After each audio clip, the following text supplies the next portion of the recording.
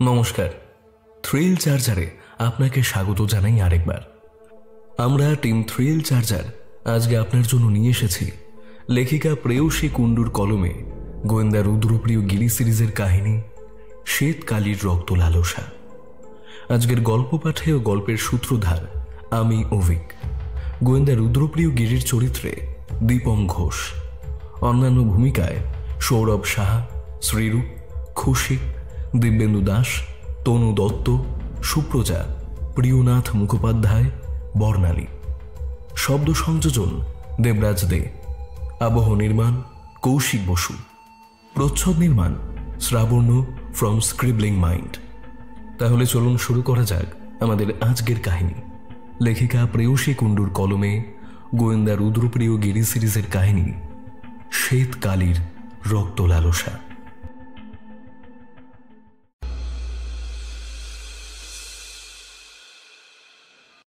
সকালবেলায় ঘুম থেকে উঠে বাইরের আবহাওয়াটা দেখে মেজাজটা খারাপ হয়ে গেল। প্রতিদিনের মতো আজকেও সূর্যদেবতা নিজের তেজ বর্ষণ করে পৃথিবীবাসীর প্রাণ ওষ্ঠাগত করতে তৎপর। অন্য বছরের তুলনায় গরমটা যেন এবার কয়েক ডিগ্রি বেশি পড়েছে। তার মধ্যে সন্ধ্যা হলেই লোডশেডিং।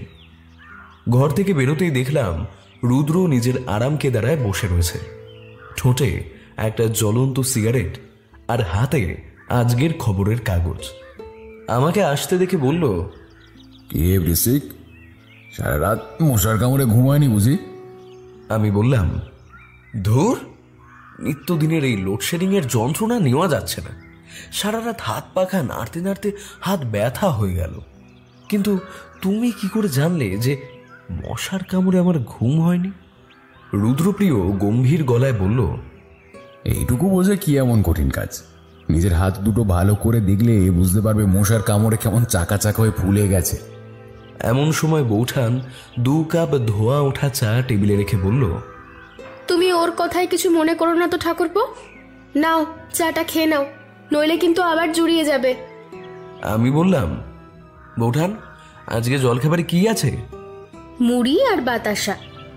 বৌঠানের কথাটা শুনে রুদ্রর গলা থেকে আপনা আপনি বেরিয়ে এলো, হ্যাঁ। বৌঠান বলল, ঠাকুরপো, তোমার বন্ধুকে বলে দাও যতদিন পর্যন্ত ও সিগারেট খাবার অভ্যেসটা পরিবর্তন না করবে ততদিন জল খাবারে মুড়ি আর বাতাসাই চলবে।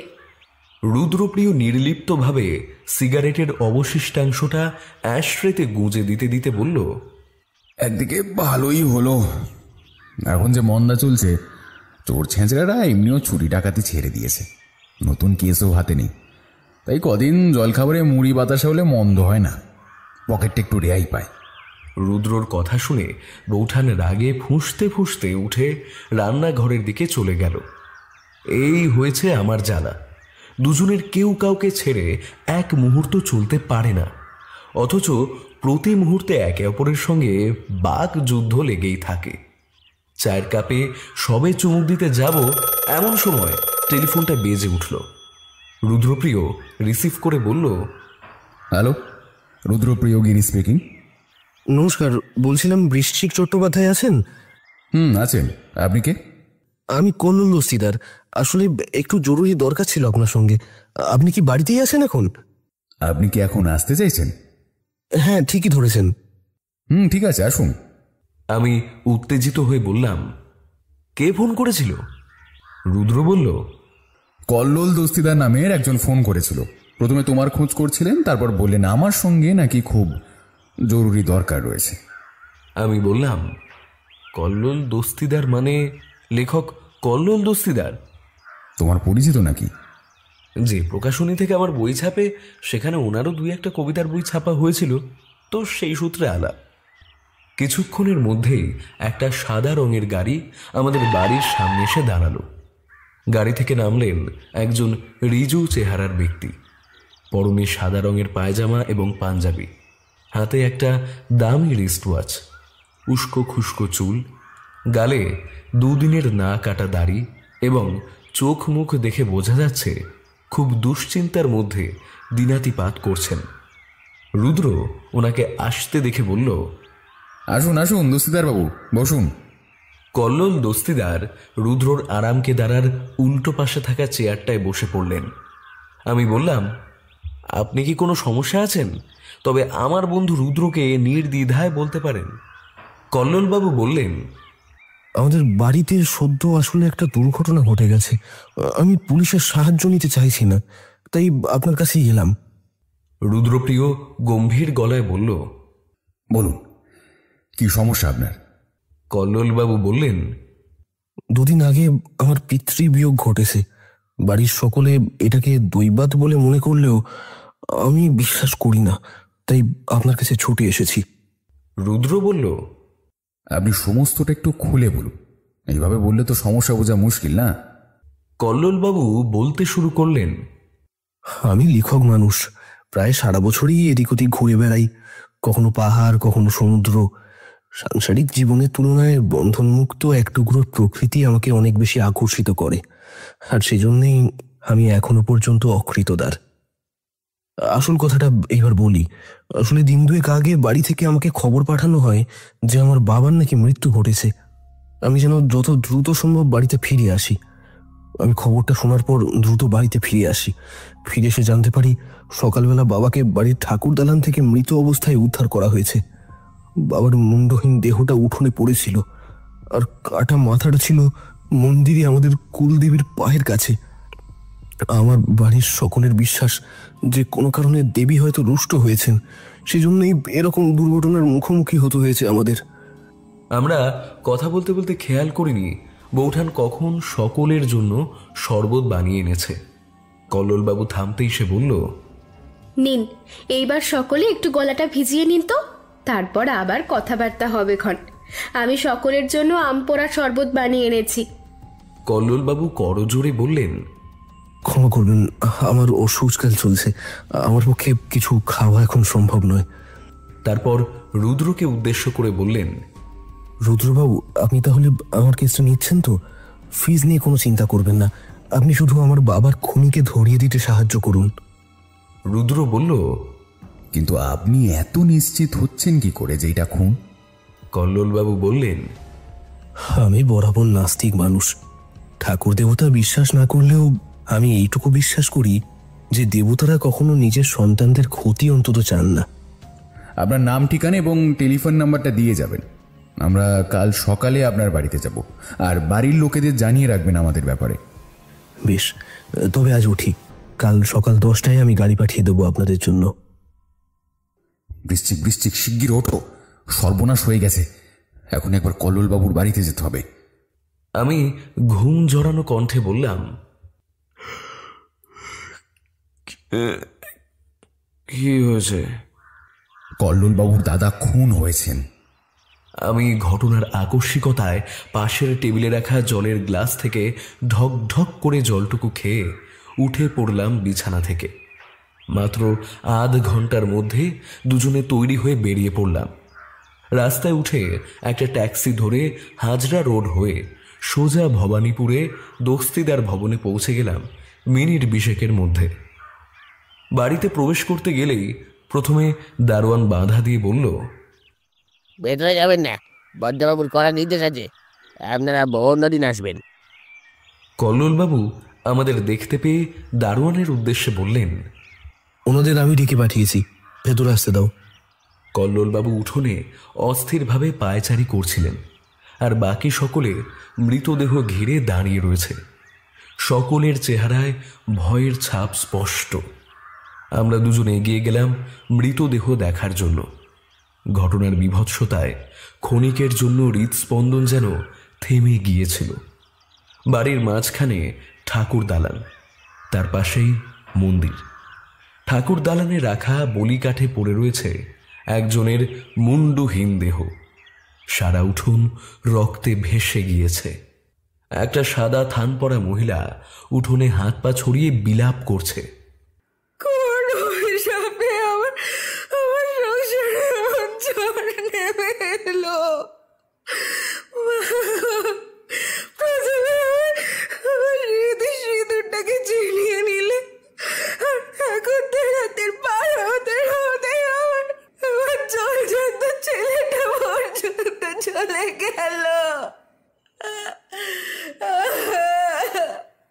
রুদ্র সামনে গিয়ে কিছুক্ষণ পর্যবেক্ষণ করল, তারপর বলল, মৃতের মাথাটা কি এইবারও মন্দিরে পাওয়া গিয়েছে?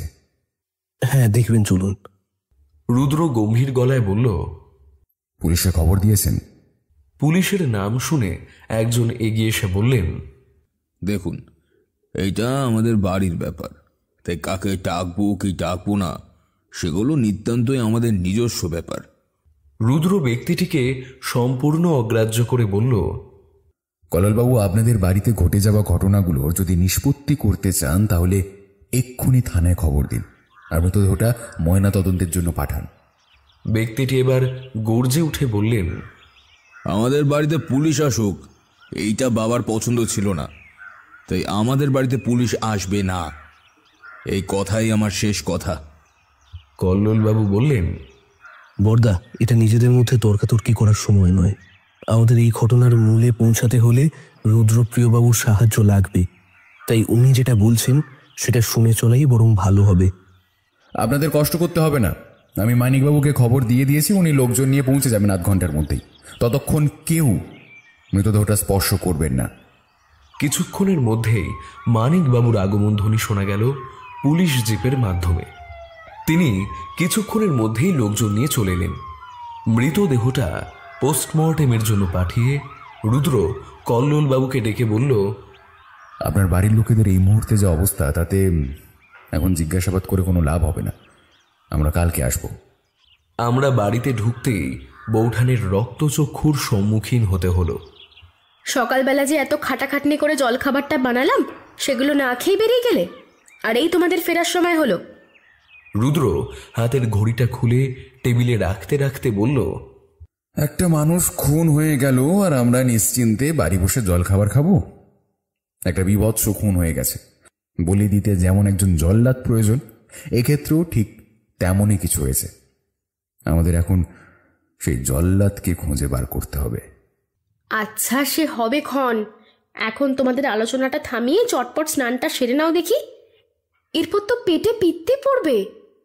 বৌঠানের আদেশ অমান্য করার ক্ষমতা আমাদের নেই, সুতরাং আজকের মতো আমাদের আলোচনা এখানেই ইতি হলো। পরদিন সকালে উঠে আমরা আবার রওনা দিলাম দস্তিদার ভবনের উদ্দেশ্যে। কালকে এত গন্ডগোলের মধ্যে বাড়িটা ভালো করে দেখা হয়নি, আজকে ভালো মতো দেখার সুযোগ পেলাম। দ্বিতল পাকা বাড়ি, পুরনো আমলের বনেদি বাড়ির মতো বড় বড় শাল কাঠের জানালা দরজা। ঠাকুর দালানের একপাশে দেবীর মন্দিরে উঠোনের ঠিক মাঝ বরাবর তুলসী মঞ্চে সুন্দর করে আলপনা দিয়ে সাজানো। রুদ্র বলল, আপনাদের বাড়িতে দেখছি অনেকগুলো ঘর, এবং ঘরগুলো আকারে বেশ বড়। কল্লোলবাবু কল্লোলবাবু মুখে একটা হাসির রেখা ফুটিয়ে বললেন, আমাদের বনেদি বাড়ি, আগে প্রায় সারা বছরই আত্মীয় কুটুম এসে থাকতো, তাই আমার প্রপিতামহ এই ব্যবস্থা করেছিলেন। বেশ, আগে আপনাদের বাড়িটা একটু ঘুরে দেখি, তারপর সবার সঙ্গে কথা বলবো। নয়, আপনাদের বাড়ির সব ঘরগুলো কি ব্যবহার হয়? আর কটা বাথরুম আছে বাড়িতে? আমাদের বাড়ির নিচের ঘরগুলো বেশিরভাগ সময়ই বন্ধ থাকে। মা বাবা নিচে থাকতেন, বর্দা মেজদা বৌঠান এবং বাচ্চাদের নিয়ে উপরে থাকেন, আর আমি যখন বাড়িতে থাকি তখন চিলেকোঠার ঘরে থাকি। বাথরুম বলতে নিচতলায় একটা আর দোতলায় একটা রয়েছে। আপনার বাড়িতে সদস্য সংখ্যা কত? আমার বাবার 2 ভাই আর 3 বোন। পিসিরা নিজের নিজের শ্বশুর বাড়ি আছেন, আমার কাকাবাবু এই বাড়িতেই থাকেন। আমার বর্দা আবার ডাক্তার, মেদিনীপুরে পোস্টিং হওয়ায় এখন সেখানেই থাকেন। দাদার স্ত্রী মানে আমার বড় বৌদি 2 পুত্রদের নিয়ে এখানে থাকে। মেজদা বাবার সঙ্গে সুদের কারবার করত, তার স্ত্রী এবং এক কন্যা সন্তান রয়েছে। এছাড়াও বাড়ির কাজকর্ম করার জন্য সাবিত্রী মাসি, সনাতন কাকা, মিনতি দিদি এবং দারোয়ান শম্ভুচরণ রয়েছে। আমি তদন্ত করলে আপনার বাড়ির লোকেদের কোনো সমস্যা নেই তো? মানে তদন্ত করতে গেলে তো সবাইকে জিজ্ঞাসাবাদ করতে হবে, তারপর প্রয়োজন পড়লে ঘরের তল্লাশিও নিতে হতে পারে। কারোর সেসবে কোনো আপত্তি নেই তো? বাড়ির লোকেরা ব্যাপারটা আসলে খুব একটা সন্তুষ্ট নয়। আপনাকে ঘটনাটা তাহলে খুলেই বলি, তাহলে বোধহয় আপনার বুঝতে সুবিধা হবে। আসলে আমাদের বাড়িতে কদিন ধরে একটা ব্যাপার নিয়ে বিতর্ক চলছিল। আমার মেজদার মেয়ে কলি এইবার 13 বছরে পা দিল। আমাদের বাড়ির রীতি রয়েছে, মেয়েদের রজস্বলা হওয়ার আগেই বিয়ে দিতে হয়। আমার বাবা তাই কলির জন্য সুপাত্র খুঁজছিলেন, কিন্তু বাদ সাধলেন মেজ বৌঠান। তিনি কিছুতেই মেয়ের বিয়ে দেবেন না। এইরকম 2-4টে কথা কাটাকাটির পর মেজদা বৌঠানের গায়ে হাত তোলেন। পরদিন সকালেই বাবার মৃতদেহ আমাদের উঠোনে পাওয়া যায়। আর আশ্চর্যজনকভাবে ঠিক 3 দিনের মাথায়, অর্থাৎ কালকে, মেজদাদার মৃতদেহ ঠিক একই অবস্থায় উদ্ধার হলো। বাড়ির সকলের ধারণা, যেহেতু এত বছর ধরে চলে আসা নিয়মে ছেদ পড়েছে, তাই দেবীর রোষ হয়তো আমাদের ওপর পড়েছে। কিন্তু আমি ঘোর নাস্তিক মানুষ, এসব কথা আমি বিশ্বাস করি না। তাই এক প্রকার বাড়ির লোকের অমতে আপনাকে এখানে নিয়ে এসেছি। কারোর ধর্মীয় ভাবাবেগকে কোনোভাবে আহত না করে যদি আপনি একটু ব্যাপারটা দেখেন, তাহলে আমি একটু নিশ্চিন্ত হই। বেশ, তবে তদন্ত করতে গেলে আপনাদের বাড়ির লোকেদের সাহায্যের প্রয়োজন পড়বে। সেই ব্যাপারটা কিন্তু আপনাকেই দেখতে হবে। হ্যাঁ, আমি বাড়ির সকলকে এই বিষয়ে আগেই বলে রেখেছি। তবে একটা অনুরোধ ছিল। 1 সপ্তাহের মাথায় স্বামী সন্তান দুজনকে হারিয়ে আমাদের মা একটু ভেঙে পড়েছেন, প্রায় মাঝে মাঝেই প্রলাপ বকছেন। তাই তাকে যদি এসবের থেকে একটু... আমি আপনার বাড়ির লোকেদের সঙ্গে একটু কথা বলে তারপর আপনাদের ঠাকুর ঘরে একবার যাব। আপনার আপত্তি নেই তো? না না, আপনার যেভাবে ইচ্ছা আপনি তদন্ত করুন। রুদ্র কল্লোলবাবুকে জানালো, প্রথমে আপনার বর্দাকে দিয়ে শুরু করা যাক। ওনাকে একটু পাঠিয়ে দেবেন। কিছুক্ষণের মধ্যে ঘরে প্রবেশ ঘটল একজন বছর 40-এর শক্ত সামর্থ্য, পেশিবহুল চেহারা, বুদ্ধিদীপ্ত চোখ, পরিপাটি করে আঁচড়ানো চুল, কামানো গাল এবং পুরু গোঁফ বিশিষ্ট ব্যক্তিত্বপূর্ণ ভদ্রলোক। ব্যক্তিটির পরনে একটা ঢিলে ঢালা পায়জামা এবং একটা ফতুয়া। রুদ্র ইশারায় বসতে বলে জিজ্ঞেস করল, আপনার নামটা? ভদ্রলোক বললেন, ডক্টর প্রবীর দস্তিদার। আপনি তো মেদিনীপুরে থাকেন, প্রতি সপ্তাহে কি বাড়ি আসা হয়? প্রবীরবাবু রুদ্রর প্রশ্নে খানিকটা বিরক্ত হয়ে জবাব দিলেন, ডাক্তারদের কাজ হচ্ছে মানুষের সেবা করা, তাদের অত পিছুটান থাকলে হয় না। আমি পুজোয় বাড়ি আসি, এছাড়া বছরে 3-4 বার উৎসব অনুষ্ঠানে আসাই হয়। বেশ, তা আপনার বাবার মৃত্যুর দিন আপনি কি মেদিনীপুরে ছিলেন? হ্যাঁ, পরদিন সকালে কল্লোল আমাকে টেলিফোন করে জানায়। আমি বাড়িতে আসি তার পরের দিন। আপনার ভাইয়ের মৃত্যুর দিন নিশ্চয়ই এখানেই ছিলেন? প্রবীরবাবু সংক্ষেপে বললেন, হ্যাঁ। আচ্ছা বেশ, আপনি এখন আসতে পারেন। আপনার স্ত্রীকে একটু পাঠিয়ে দেবেন। মিনিট 2-এর মধ্যেই ঘরে প্রবেশ করলেন বছর 30-এর একজন রাশভারী মহিলা। তার পরনে দামি শাড়ি, হাতে কয়েক গাছা চুড়ি, শাখা পলা, গলায় মটরমালা, কানে মাকড়ি, কপালে মোটা সিঁদুরের টিপ এবং সিঁথিতে চওড়া সিঁদুর। সাজ পোশাকের বহর দেখে মনে হবে কোনো অভিজাত পরিবারের বউ। মহিলাটি পান চিবোতে চিবোতে বললেন, আপনাদেরকে জিজ্ঞেস করার একটু তাড়াতাড়ি করবেন বাপু, বাড়ির বউ বলে কথা। এই ভর দুপুরবেলা যদি পুরুষ মানুষের সঙ্গে বসে গপ্প করি তাহলে চলবে কেমনে? আপনার বেশি সময় নষ্ট করব না, দয়া করে বসুন। আপনার শ্বশুরের মৃতদেহটা প্রথম কে খুঁজে পেয়েছিলেন? আমার খুব শ্বশুর প্রতিদিন সকালে ঠাকুর ঘরে পুজো করতে যান, তিনিই প্রথম দেখেছেন, তারপর সকলকে ডাক দেন। রুদ্র ভুরু কুঁচকে বলল, বাড়িতে আপনারা 2 জা থাকতে আপনার খুড়ো শ্বশুর পুজো দেন? মহিলাটি একটু মুখ বাঁকানোর ভঙ্গিতে বললেন, আমাদের বাড়ির কুলদেবী মেয়ে মানুষের হাতে পুজো নেন না। খুড়ো অকৃততার মানুষ, তাই তিনি দেবী পুজোর বরাত পেয়েছেন। আপনার কি কাউকে সন্দেহ হয়? সব হচ্ছে ওই রাক্ষসীটার জন্য। ওই মেজ বউ মেয়ের বিয়ে দিতে মানা করলে ওরকম কিচ্ছু হতো না। আপনার মতে আপনার মেজো জাদাই? মহিলাটি ঝাঁঝালো কণ্ঠে বললেন, হ্যাঁ, ওই অলক্ষী। আমাদের বাড়ির নিয়ম রয়েছে, কুমারী অবস্থায় মেয়েদের বিয়ের কথা পাকাপাকি করে রাখা হয়। মেজ ঠাকুরপো একটা উচ্চ বংশের ছেলের খোঁজ এনেছিল মেয়ের জন্য। বাবা মশাইও পাকা কথা প্রায় দিয়েই ফেলেছিল, কিন্তু বাঁধ ছাড়লো ওই মেজ বউ, বলে মেয়ের নাকি এখনো বিয়ের বয়স হয়নি। রুদ্র আর কথা বাড়ানো সমীচীন বলে মনে করল না। বেশ, আপনি এখন আসতে পারেন। দয়া করে আপনার মেজোজাকে একটু পাঠিয়ে দেবেন। মহিলাটি চলে যেতেই ঘরে প্রবেশ করল সাদা থান পরা এক ভদ্র মহিলা। অলংকার শূন্য হাত কান, গলায় কেবল একটা তুলসীর মালা, কপালে চন্দনের ফোঁটা। তিনি যে সদ্য বিধবা হয়েছেন সেটা তার চেহারা দেখে বোঝা যাচ্ছে। রুদ্র তাকে বসতে বলে বলল, আপনার নামটা একটু জানতে পারি? আর যদি আপনার আপত্তি না থাকে তো। আমার নাম রূপা। রুদ্র খানিকটা বিষাদগ্রস্ত গলায় বলল, জানি এই অবস্থায় আপনাকে এরকম প্রশ্ন করাটা সমীচীন নয়, তবে আশা করি আপনি আপনার স্বামীর মৃত্যুর পিছনে লুকিয়ে থাকা রহস্য উদ্ঘাটনে আমাকে সহায়তা করবেন। আপনার কি জিজ্ঞাসা আছে? আপনি বলুন। আপনার স্বামী এবং শ্বশুরের মৃতদেহ যে অবস্থায় উদ্ধার হয়েছিল সেটা কি আপনি স্বচক্ষে দেখেছেন? আমার স্বামী এবং শ্বশুর দুজনেরই মুন্ডহীন দেহ উঠোনে এবং কাটা মাথাটা মন্দিরে মায়ের পায়ের কাছে পাওয়া যায়।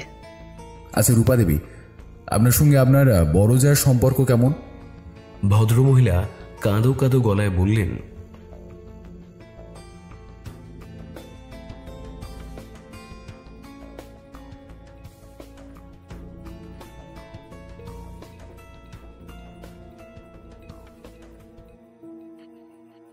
বুঝলাম, আপনি এখন আসতে পারেন। আপনার ননদকে একটু পাঠিয়ে দেবেন দয়া করে। কিছুক্ষণ বাদে একজন পরিচারিকা এসে জানিয়ে দিয়ে গেল তিনি আসতে পারবেন না, এখন একটি মেইলি কাজে ব্যস্ত আছেন। রুদ্র দেওয়ালের ঘড়িটার দিকে চোখ বুলিয়ে বলল, চলো ভাই বৃশ্চিক, কল্লোলবাবুদের ঠাকুর ঘর থেকে একবার ঘুরে আসা যাক। আমরা বের হতে যাব এমন সময় কল্লোলবাবু এসে পড়লেন। আপনাদের জিজ্ঞাসাবাদ সব হয়ে গেছে? চলুন, কাকাবুর পুজো সারা হয়ে গেছে। কল্লোলবাবু আমাদের নিয়ে গেলেন তাদের ঠাকুর ঘরে। তারপর সেখানে থাকা বছর ৬০-৬৫ এক ব্যক্তিকে দেখিয়ে বললেন, ইনি আমার কাকাবাবু, ভবানী দস্তিদার। আমি ঠাকুর ঘরের চারিদিকটা দেখছিলাম, এমন সময় আমার চোখ গেল মূর্তিটার দিকে। আমি এতদিন পর্যন্ত যতগুলো কালী মূর্তি দেখেছি প্রত্যেকে কৃষ্ণবর্ণ বা নীল রঙের, কিন্তু আকারে প্রায় ৩ ফুট এই মূর্তিটির গাত্রবর্ণ পূর্ণিমার জ্যোৎস্নার মতো শ্বেত শুভ্র। দ্বিভুজা দেবীর ডান হাতে খড়গ এবং প্রশস্ত বাম হাতে একটি পাত্র ধরা। মহাকাল এখানে সম্পূর্ণ শায়িত নন, তার হাত এবং পা দুটো একটু উঁচু করা এবং বুক উঁচু করে চিত হওয়ার ভঙ্গিমায় শায়িত তিনি, এবং দেবীর ডান পদ মহাকালের ওপর এবং বাম পদটি ভৈরব মূর্তির মাথার উপর বিরাজিত। দেবীর গলায় মুন্ডমালা এবং কোমরে মানব হস্ত দ্বারা নির্মিত কোমর বন্ধনী। এছাড়াও বিভিন্ন স্বর্ণ অলংকার দিয়ে সাজানো রয়েছে মূর্তিটি। আমি অপলক দৃষ্টিতে কিছুক্ষণ চেয়ে রইলাম দেবীর দিকে। আমাদের অবাক দৃষ্টি দেখে কল্লোল বাবুর কাকা ভবানী বাবু বললেন, আপনারা হয়তো এই মূর্তি আগে দেখেননি। ইনি কোন দেবী? ভবানী বাবু দেবীর উদ্দেশ্যে হাত জোর করে বললেন, ইনি মা শ্বেতকালী। আমি যতদূর জানি এই দেবীর পুজোর চল পশ্চিমবঙ্গে ২-৪টি জায়গায় রয়েছে। দেবী যখন স্বয়ং পুজো নিতে চান তখন ভক্তদের কিছু করার থাকে না। তোমাদের বরং এই মূর্তি পুজোর ইতিহাসটা বলি। আমার প্রপিতামহ অবনীচরণ দস্তিদার ছিলেন একজন কবিরাজ। তিনি বিভিন্ন জায়গা ঘুরে ঘুরে লোকেদের চিকিৎসা করতেন। একসময় একজন কাপালিকের সঙ্গে তার পরিচয় হয়। সেই কাপালিক বহুদিন যাবৎ এক প্রকার চর্মরোগে ভুগছিলেন।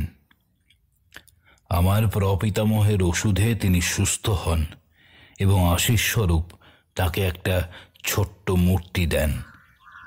আমার প্রপিতামহ ছিলেন ঘোর নাস্তিক। তিনি সেই উপহার নিজের সঙ্গে এনে বহু বছর সিন্ধুকে বন্ধ করে রেখেছিলেন। কিন্তু একদিন তার স্ত্রীকে দেবী স্বপ্নে দর্শন দিয়ে জানান তাকে যেন সিন্দুক থেকে বের করে নিয়মিত পুজো করা হয়, নচেত আমাদের পরিবারের ওপর তার রোষানল বর্ষিত হবে। সেই থেকে দেবী আমাদের বাড়িতে পূজিত হন। এই বড় মূর্তিটি আমার ঠাকুরদা বানিয়েছিলেন নিত্য পূজার জন্য, আর কাপালিকের দেওয়া সেই ছোট মূর্তিটাও পাশে রয়েছে।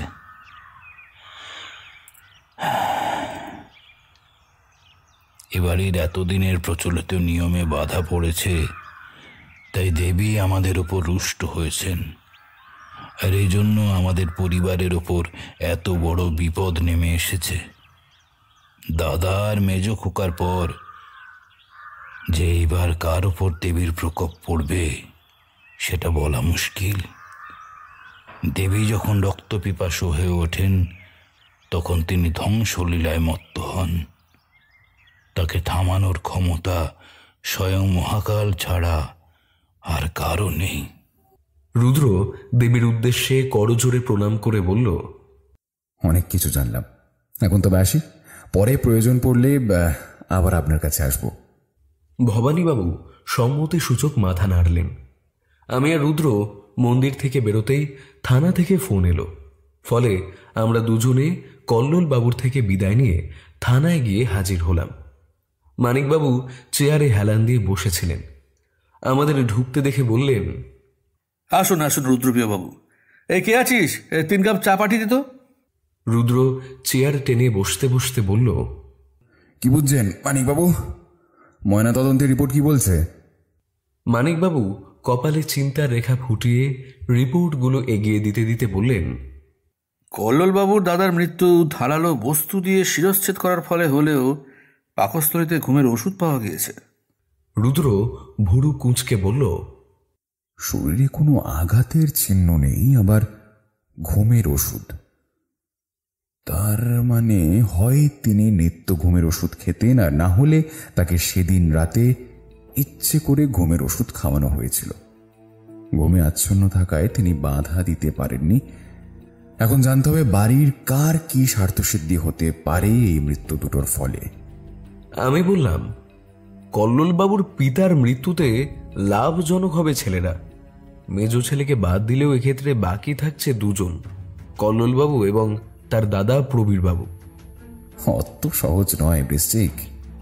মানিকবাবু বললেন, আমি লোক লাগিয়ে দিয়েছি, যেটুকু তথ্য পাওয়া যাবে আমি আপনাকে জানিয়ে দেব। আচ্ছা বেশ। আরও কিছু কথাবার্তা বলে চা খেয়ে আমরা দুজনে পুলিশ স্টেশন থেকে বেরিয়ে ট্যাক্সি ধরে বাড়ি চলে এলাম। সন্ধেবেলা আমরা দুজনে বারান্দায় বসেছিলাম। রুদ্র একটা সিগারেট বের করে ঠোঁটে চেপে দেশলাই কাঠিটা বাক্সের গায়ে ঘষতে ঘষতে বলল, মানিকবাবু ফোন করেছিলেন, বললেন লোক লাগিয়ে জানা গেছে বিশ্বজিৎ বাবুর জলপাইগুড়ির ব্যবসার অবস্থাটা খুব একটা ভালো নয়। বাজারে অনেক দেনা, ব্যবসার জন্য টাকা তুলে সেটা দিয়ে জুয়ো খেলেন। এক প্রকার সর্বশান্ত হয়ে শ্বশুরের দ্বারস্থ হয়েছিলেন, কিন্তু শ্বশুর তাকে সাহায্য করতে এক প্রকার নাকচ করে দিয়েছেন। প্রবীরবাবু বর্তমানে নিজের চেম্বার খোলার চেষ্টা করছেন, 2-3টে ব্যাংকের লোনের অ্যাপিল করেও পাননি। এই অবস্থায় সুধীর বাবুর অর্থাৎ কল্লোল দস্তিদারের পিতার মৃত্যু হলে সম্পত্তির সমান ভাগ হবে এবং তার ফলে ছেলেরাই সবচেয়ে বেশি লাভবান হবে। কিন্তু তার মেজ ছেলের মৃত্যুতে কারো কোনো লাভ হচ্ছে কিনা সেটা একটু খোঁজ লাগিয়ে জানার চেষ্টা করতে হবে। প্রবীরবাবু সম্পত্তির লোভে কাউকে দিয়ে খুনটা করাননি তো?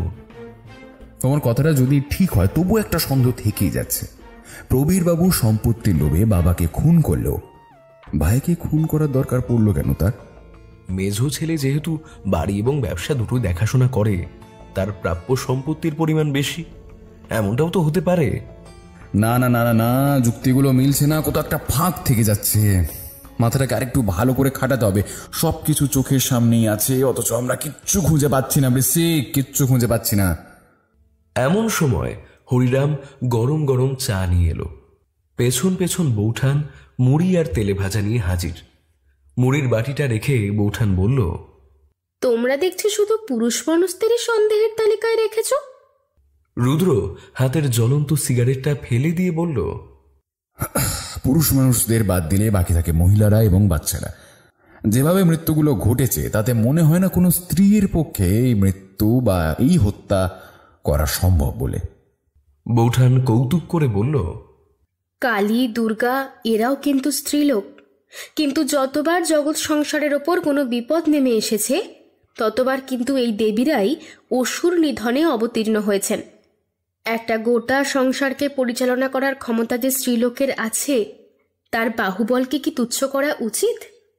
এটুকু বলে বৌঠান হেসেলের দিকে চলে গেল, কিন্তু তার বলা কথাগুলো যে রুদ্রর মনে গভীরভাবে আঁচড় কেটেছে সেটা তার কপালে ফুটে ওঠা ভাঁজগুলো দেখে অনুমান করা যাচ্ছে। পরের দিন সকালে আমরা আবার গেলাম দস্তিদার ভবনে।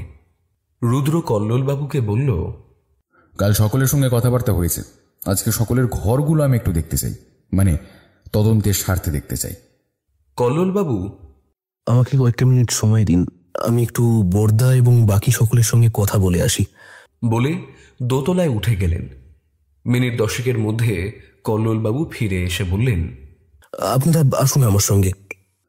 ঘরগুলো দেখলে আমি বাড়ির পরিচারক পরিচারিকাদের সঙ্গে একটু কথা বলতে চাই। অবশ্যই। আমরা প্রথমে নিচের তলার ঘরগুলো দেখে তারপর গেলাম প্রবীরবাবুর ঘরে। ঘরটা আকারে বেশ বড় হলেও তেমন গোছানো নয়। বিছানার উপর বই, খাতা, খেলনা স্তূপ করে রাখা। প্রবীরবাবু আমাদের দেখে বললেন, আপনারা আসবেন জানলে গিন্নিকে বলে ঘরটা গুছিয়ে রাখবার ব্যবস্থা করতাম। আমাদের কোনো অসুবিধা হবে না। আচ্ছা প্রবীরবাবু, আপনি তো শুনলাম চেম্বার খুলতে চাইছেন, টাকা পয়সার জোগাড় হয়ে গেছে? প্রবীরবাবু হয়তো এরকম করে প্রশ্ন আশা করেননি, তাই প্রথমে বুঝতে পারছিলেন না কি উত্তর দেবেন। কিছুক্ষণ ভেবে বললেন, না, হয়নি। ব্যাংকে অ্যাপিল করেছিলাম, না পেয়ে বাবার কাছে চেয়েছিলাম। টাকাটা আমি ধার হিসেবে নিতাম, কিন্তু বাবা দিলেন না। সেই আগেই বাবাকে? প্রবীরবাবু রেগে বললেন, হোয়াট রাবিশ! আপনি গোয়েন্দা বলে যা খুশি তাই বলে যাবেন, আর সেটা আমাকে শুনতে হবে? করেননি বলছেন?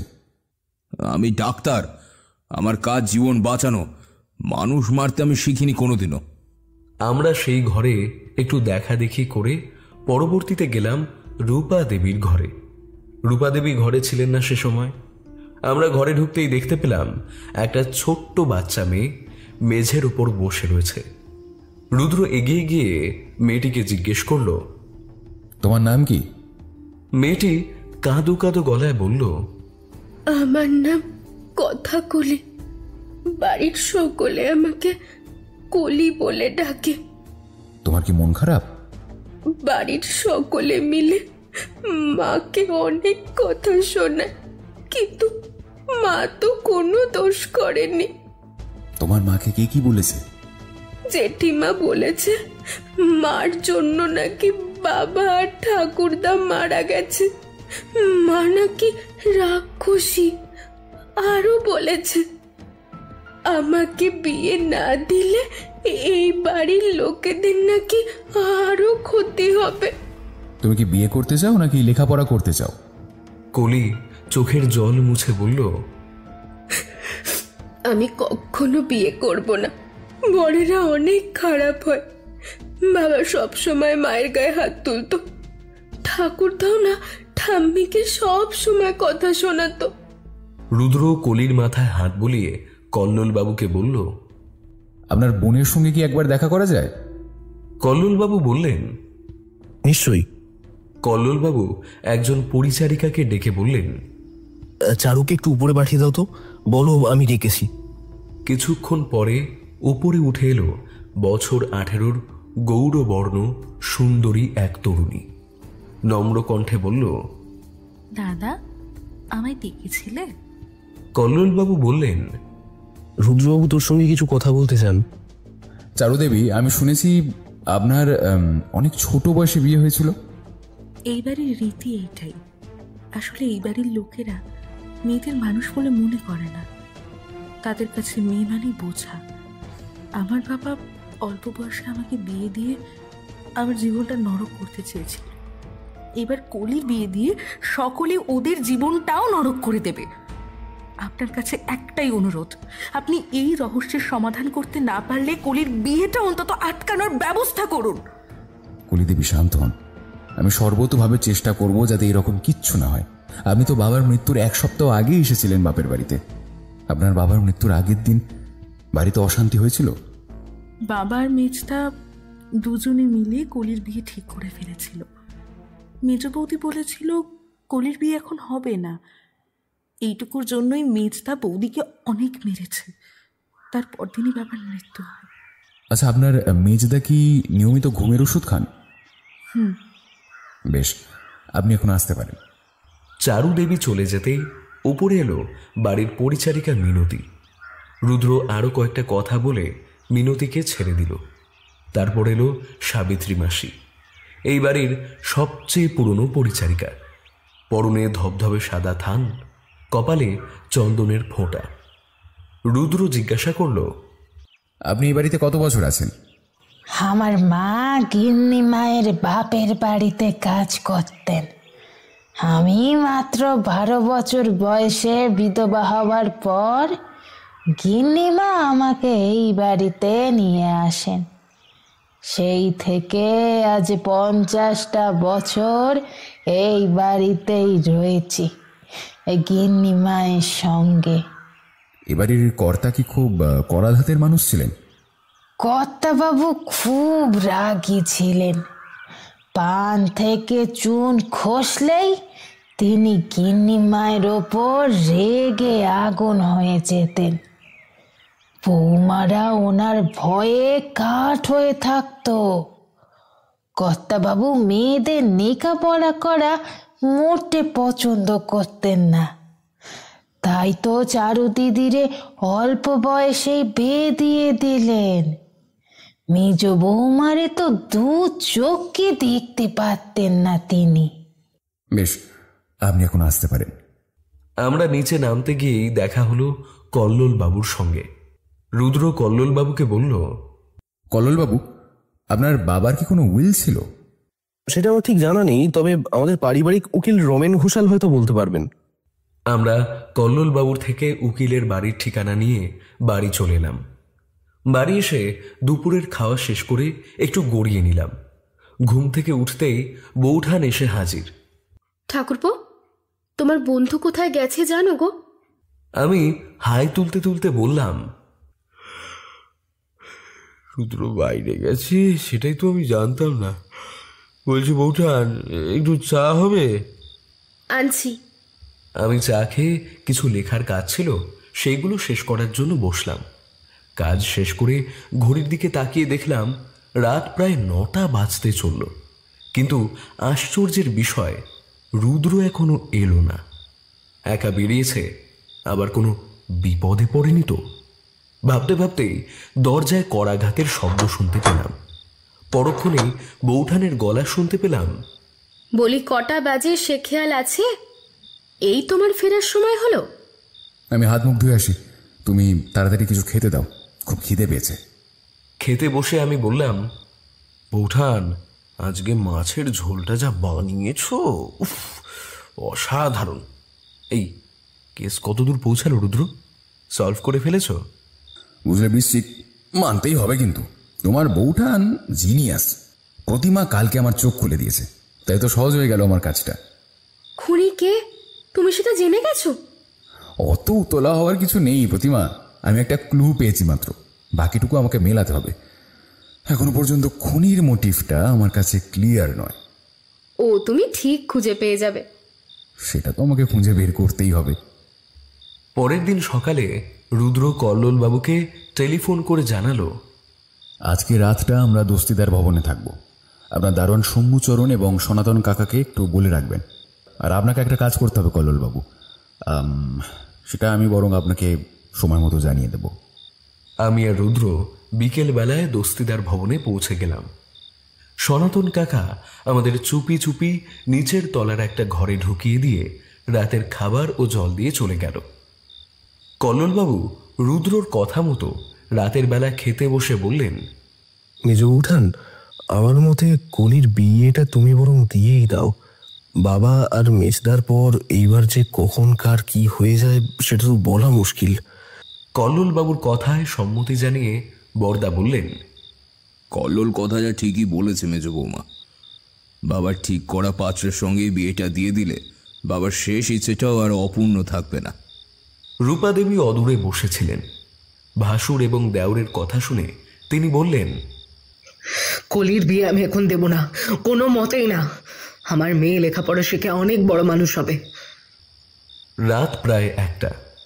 দস্তিদার ভবনের প্রতিটা সদস্য ঘুমে অচেতন। শুধু আমরা দুজনে ঘরের ভেতরে বসে মশার কামড় খাচ্ছি।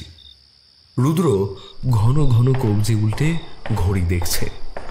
এমন সময় হঠাৎ সিঁড়ি দিয়ে কারুর নিচে নেমে আসার শব্দ পাওয়া গেল।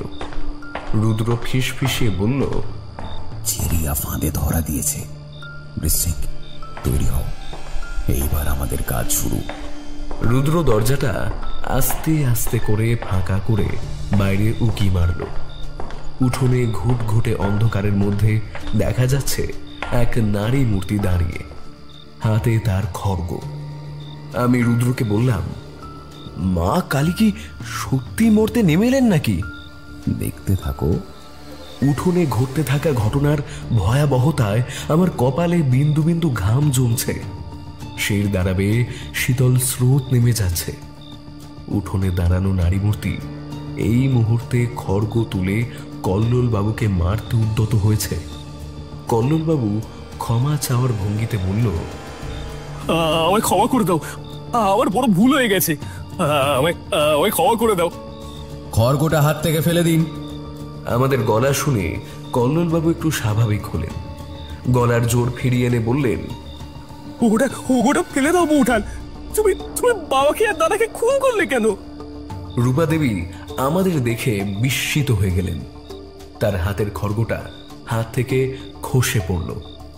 রুদ্র বলল, কল্লোল বাবু, বাড়ির সকলকে ডাকুন। কিছুক্ষণের মধ্যেই কল্লোল বাবু সকলকে উঠোনে জড়ো করে ফেললেন। প্রবীর বাবু একরাশ ঘৃণা নিয়ে বললেন, মেজ বউ, তুমি এমনটা কেন করলে? প্রবীর বাবুর স্ত্রী বললেন, আমি জানতাম এই রাক্ষসের সব সর্বনাশের মূল নিজের স্বামীরে খেয়ে নিল। কত বড় সর্বনাশী অপয়া! থাক দিদি, সারা জীবন তো কালমন্দ করে গেলে, এখন এই দুটো বাইরের লোকেদের সামনে নিজের মানসিকতার পরিচয় না দিলেই নয়। গিন্নি, কি হচ্ছেটা কি? এত হইহট্টগোলের মাঝে কল্লোল বাবুর মা বেরিয়ে এসেছিলেন।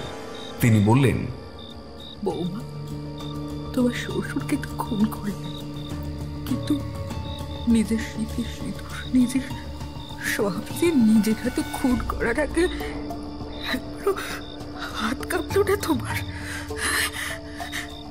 রূপা দেবী চিৎকার করে বললেন, স্বামী আর সন্তানের মধ্যে আমি আমার সন্তানকে বেছে নিয়েছি মা, তাই আমার হাত কাঁপেনি একবারের জন্যও না।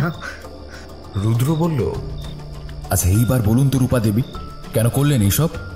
রূপা দেবী ধপ করে মাটিতে বসে পড়লেন। মেঝেতে লুটিয়ে পড়ে আঁচলটা মুখে চাপা দিয়ে ডুকরে কেঁদে উঠলেন। এই সবটাই আমি করেছি নিজের সন্তানের ভবিষ্যৎ সুনিশ্চিত করার জন্য। আমি যেদিন থেকে বিয়ে করে এই বাড়িতে এসেছি সেদিন থেকে দেখছি এই বাড়িতে মহিলাদের কোনো সম্মান নেই। এই বাড়ির পুরুষেরা মায়ের পুজো করে, অথচ মায়ের জাত স্ত্রী কন্যা পুত্রবধূকে পদতলে পিষ্ট করে। আমি ভেবেছিলাম আমার শ্বশুর একটু রকচটা হলেও আমার স্বামী অন্তত আমাকে মর্যাদা দেবে, কিন্তু কয়েকদিন পর বুঝতে পারলাম আমার স্বামীও ওই একই গোত্রের মানুষ। পান থেকে চুন খসলেই শ্বশুরমশাই যেমন শাশুড়ি মায়ের বাপের বাড়ি তুলে গাল পাড়তেন, স্ত্রীর গায়ে হাত তুলতেন, আমার স্বামীও নির্দ্বিধায় সেগুলো করতে লাগলো। তারপর আমি যখন সন্তান সম্ভব হলাম তখন অত্যাচারের মাত্রাটা একটু কমলো। আমার স্বামী আশা করেছিল তো যে আমি হয়তো পুত্র সন্তানের জন্ম দেব, কিন্তু যখন আমার কোল জুড়ে কলি এলো তখন থেকে আমি আমার স্বামী শ্বশুরের চোখের বিষ হয়ে গেলাম একেবারে। আর শ্বশুরমশাইকে উস্কানি দেওয়ার জন্য তো দিদি ছিলই। শ্বশুরমশাই চারুর রহমতে তার বিয়ে দিলেন একজন মাতাল জুয়ারির সঙ্গে।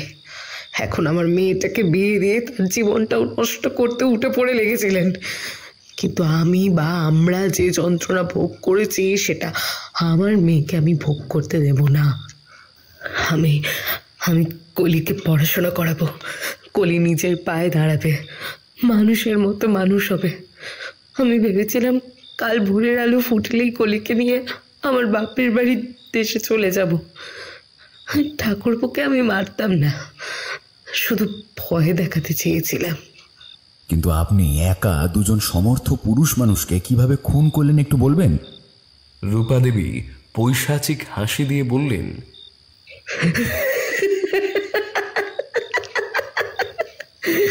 আমার শ্বশুরের মধুমেহ রোগ রয়েছে, তো রাতের বেলা বারবার তিনি প্রস্রাব করতে চান।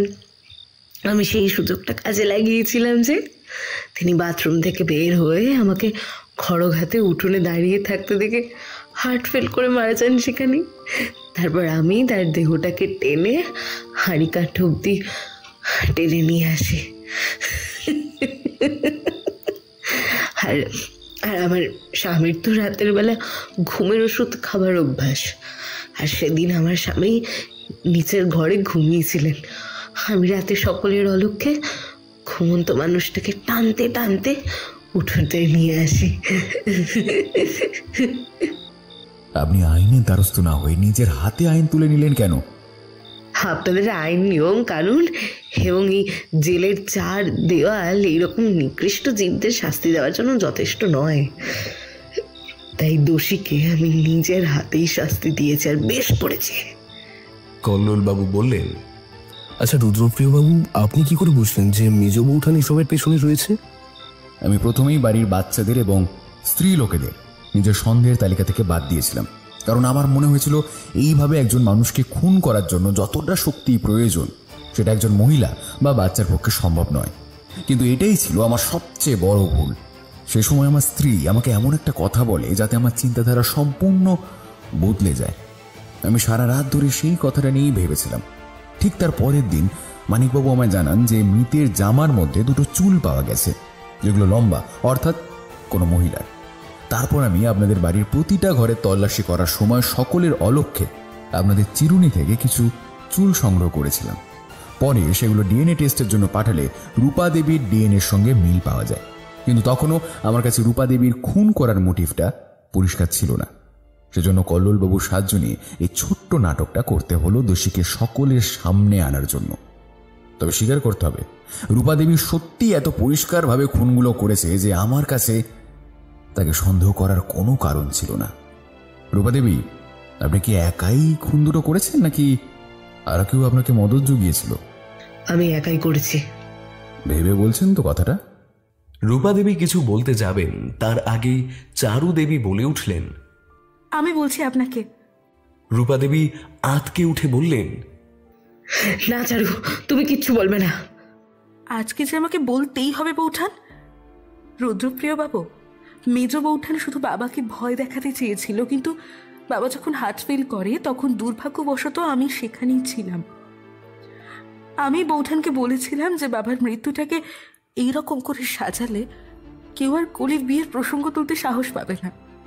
কিন্তু বাড়ির লোক উল্টো বুঝলো। তারা ভাবলো কলিকে বিয়ে দেওয়া হচ্ছে না বলেই দেবী কুপিতা হয়েছেন। বাবার নির্বাচিত পাত্রের সঙ্গে বিয়ে করে আমি যেমন সম্মান অবহেলার পাত্র হয়েছি, আমি চাইনি কলির সঙ্গেও এমন কিছু ঘটুক। কল্লোলবাবুর মা এতক্ষণ চুপ ছিলেন। তিনি হাত জোর করে বললেন, বাবা, এতক্ষণ তো সবার সব কথা শুনলে, এইবার আমার একটা অনুরোধ রাখবে? আপনি নিশ্চিন্তে বলতে পারেন মাসিমা। আমাদের এই বাড়িতে আজ যেটা ঘটলো সেটা তুমি বাইরের কাউকে জানাতে পারবে না। আমার স্বামী, আমার ছেলে অনেক পাপ করেছে। মা নিজেই তাদের পাপের শাস্তি দিয়েছে। তুমি মেজ বৌমাকে পুলিশে দিও না বাবা। আমি কাল সকালেই ওকে কাশি পাঠিয়ে দেব, আর কলিকে আমি নিজে হাতে পড়ালেখা শিখিয়ে সুপাত্রস্থ করব। এই পুরো বয়সে এসব আমি সইতে পারবো না বাবা, ওকে পুলিশে দিও না। আবদারটা অনেকটাই জটিল মাসিমা, তবে আমি আপ্রাণ চেষ্টা করব আপনার অনুরোধ রাখার। চুলের স্যাম্পেলের ব্যাপারে এখন মানিকবাবুর দ্বারস্থ হতে হবে। যাই হোক, আমি দেখছি। আপনাদের টেলিফোনখানা একটু পাওয়া যাবে?